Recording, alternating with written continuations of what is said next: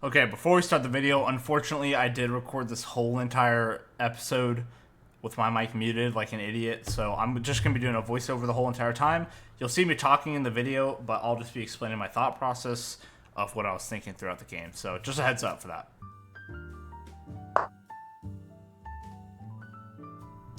Alrighty, so basically, we are looking to play a standard King's Indian here. The crazy thing is, I think in our last, 4 videos, we've been playing with black. It's been a while since we actually got white. But I kind of wanted to talk about how crazy our, win streak has been recently. Our win rate was 5-5. We were at 5 games won and 5 games lost. And we haven't lost a video, or haven't lost a game since. And I'm pretty proud of myself, especially playing with this new opening with black. It's been working out pretty good for us, but in our review later in this game, we actually see that I did play every book move up to 5 moves here against the opponent. So that's good. I was a little stressed about these double pawns over here, especially with it blocking my bishop here. But he did trade off his dark squared bishop. So around my king, I do castle short side this game. Around my king, we do have all these dark squares that are open up, which aren't going to be a problem at all since he wanted to trade off that bishop so early. So I feel like my king is in a very safe spot here.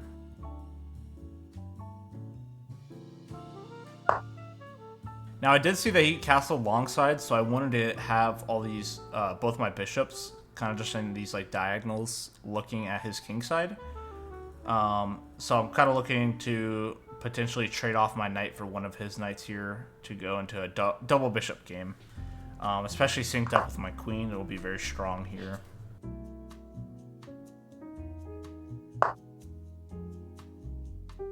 Now I do explain, I am drinking a zero sugar lemonade. These are so good. Just don't drink them late at night because they will probably hurt your teeth. Even if you brush your teeth very well. I don't know why, but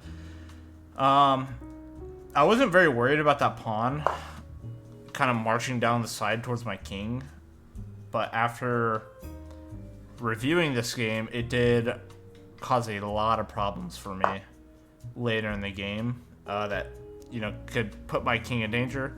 I was kind of thinking that he's going to trade the pawns here and it would fix my pawn setup, but I didn't expect him to push again. So the best play was to last move to block it off with my h-pawn, but it's not too late to it is too late to do that, but yeah, that's what I should have done.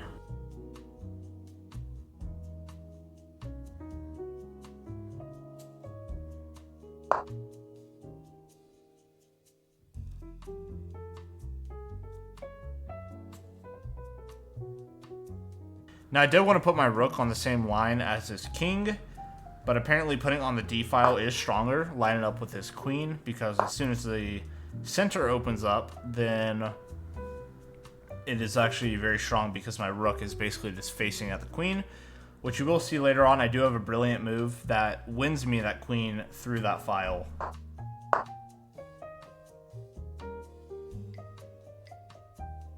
Now he does do a king move here. I think he was just trying to stall time. But basically what my idea here is I want to reroute this knight somewhere on the left side of the board so I can push these pawns up and really start pressuring on his king side to try to win some pieces and open up his king for an attack.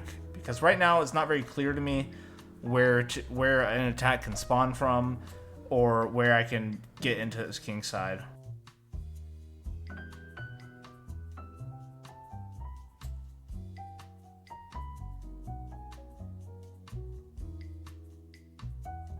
Yeah, I'm basically looking at ways to reroute my king here. Or, sorry, not my king, my knight.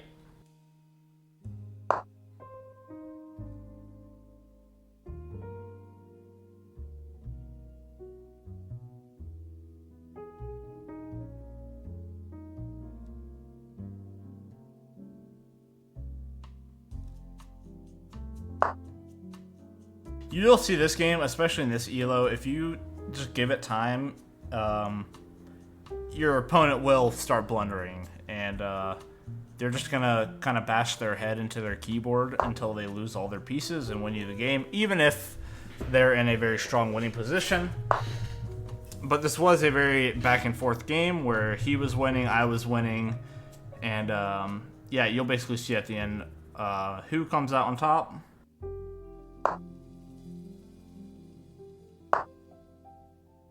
Yep, so I'm basically executing the plan. I thought, just kind of rerouting my knight and then pushing all these pawns up to kind of clear out his king side.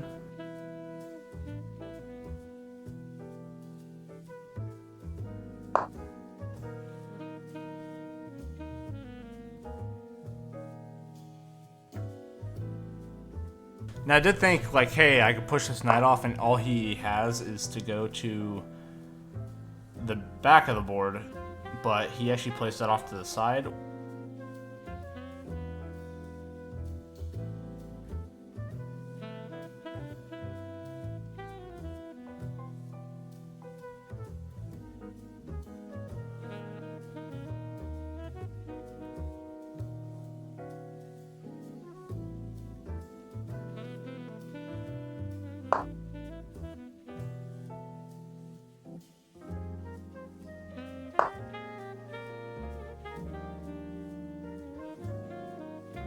Now he does put his knight onto a very strong square here. It's kind of impossible to remove that without playing a couple of moves. I would have to move my queen out of the way and get my rook on like b5, which I think I do. That is the move I look for here. That is actually not the move that I found.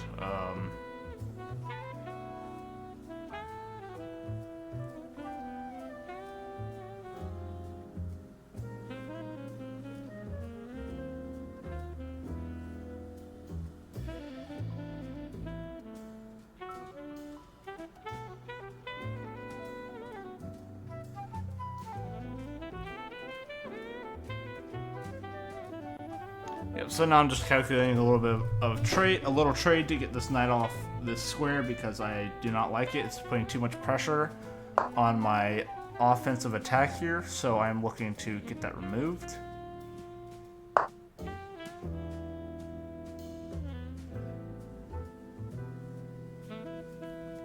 He does reinforce it with this other knight, but I can play this knight move to get it off that square.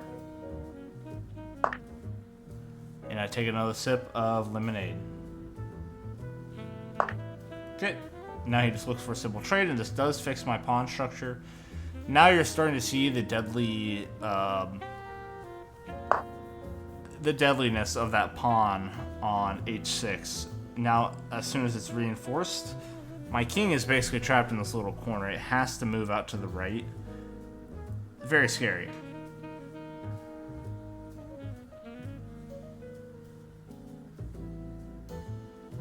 Now I was thinking about moving my pawn up because these white pawns would be very strong against his white bishop because you kind of can't break through. But I did realize that it is just probably a hanging pawn. He doesn't really have that strong of an attack on it because my queen is defending it. And now that h6 pawn will be hanging as soon as he moves that rook. And I think my opponent did get a little impatient here. He kind of just wanted to break up my pawn structure, which was a little nerve-wracking for me here because I had these two double pawns here, and he has these strong white pawns in the center. So I was a little bit nervous with this here. But I did realize that if I put this rook on the same file as this queen, that is very strong. You're pinning 3 pieces with that. With one rook. So as soon as I crack open that middle, I'll be staring at his queen.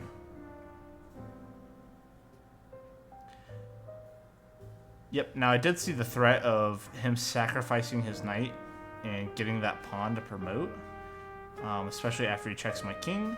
So I was looking at a way to stop that.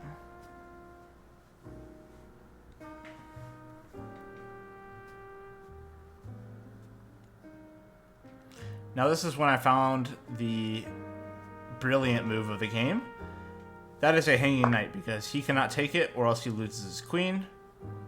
And I am also pressuring that pawn, and he quickly accepts, and I take his queen. Now we're in a queen, bishop, knight in-game against a 2 rook and a bishop in-game.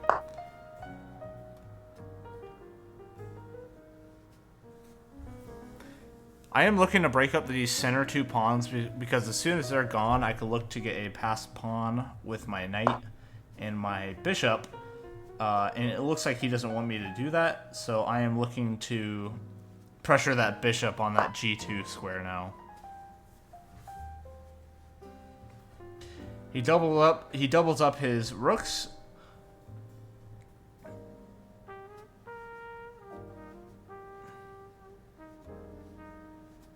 Now I'm trying to calculate where he wants to go. There is lots of locations that he could go to target my isolated pawns, or to try to attack my king, or attack my queen. So I really wasn't sure, so I played this knight back here. I now go back and look, and this actually wasn't a very good move at all, because he does get this pin right here. But I just decided to attack his bishop to try to trade it off. I would lose a pawn through this trade, but I was fine with that.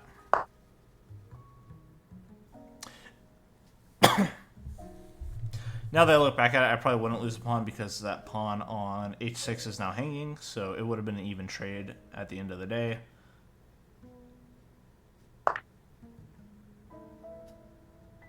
But now I just take that pawn, and my king is under severe pressure here. My knight is hanging, my king's under pressure, it's pretty trapped, and he does have these 2 beautiful passed pawns on the e-file. So right now I'm pretty nervous. I think the engine has me losing pretty bad here. I think by about 5 points.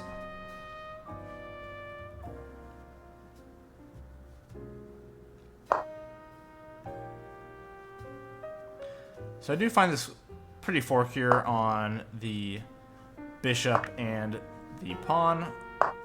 I decide to take the bishop, and then I take the pawn. He cannot promote that yet because his rook is not on the same file. So he does take my knight here. And right here I'm stressing because I have a minute 40 on the clock. He's about to have a queen that promotes, and he has 2 rooks. So I am losing bad here. I did not know the best play was. I was just going to have him... I was going to attack his rook because if he promotes to queen, I can just take it, right? And he does that. I'm like, whoa. He just gave me a free...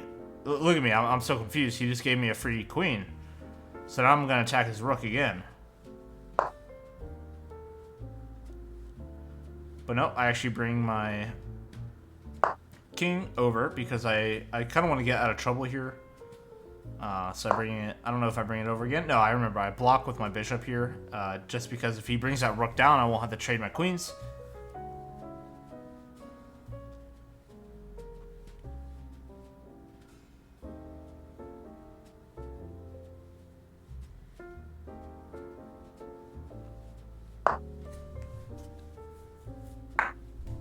He attempts to run his king out here, but I don't know what that move was because of my pawn. It actually is trapping him there.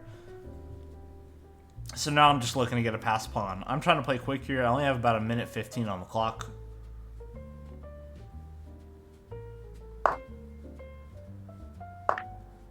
And right here, my opponent just blunders his rook. I'm so confused what he's doing. I think he's nervous. I don't know why he had 5 minutes on the clock, but my opponent resigns. I was pretty proud of that game, and I was very disappointed. I think positionally I did give up a lot of good moves, but I think it was kind of a tough position to be in, especially against 2 rooks when you have none. But other than that, I'm kind of just looking through the replay. I have a lot of book moves here, and then it gets a little dicey. But yeah, Engine wants me to castle short side, and then yep, there's that pawn push that I should have stopped that pawn from advancing immediately, but I gave it to him.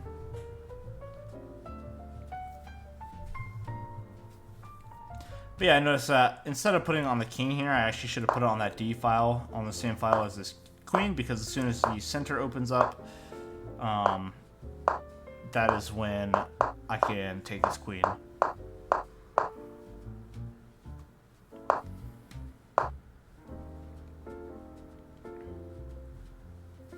But yeah, right there, defending that pawn with my other pawn would have been the best decision instead of my rook.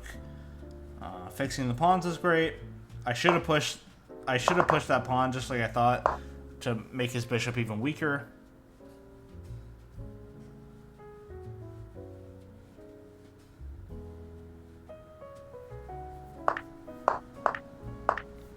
Would have also had a very good, strong pawn pyramid in front of my king, and there was my brilliant move.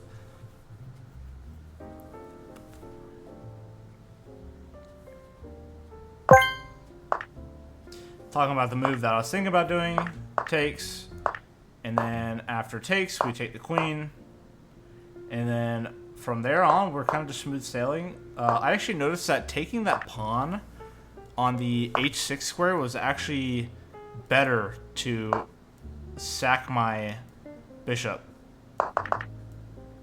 which was very interesting to me. That is how powerful that pass pawn is right there. It's more expensive point-wise than my bishop. Now right here, yep, I should have just taken the free pawn. I'm not sure why I didn't, because after checks with the rook, I think I'm about to show it, I can just run up.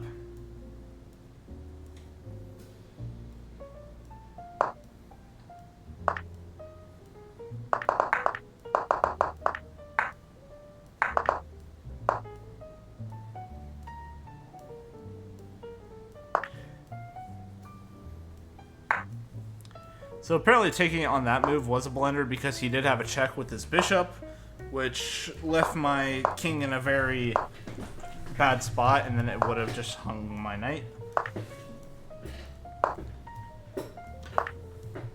Blunder central right there. We both just had like 3 blunders in a row.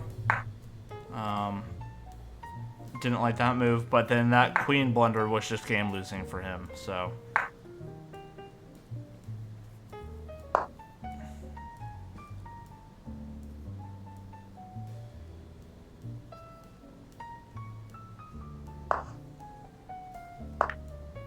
Kind of just experimenting with the position here, but yeah, it's looking rough here for me. But he does blunder his queen, and then he blunders his rook, and that's game over. Anyways, I just realized y'all couldn't hear me this whole entire time. That freaking sucks, dude. Wow. All right, well, I guess I'll just do a voiceover recording. So, all right, well, if you enjoyed the video, please leave a like, comment, subscribe, and have a good day.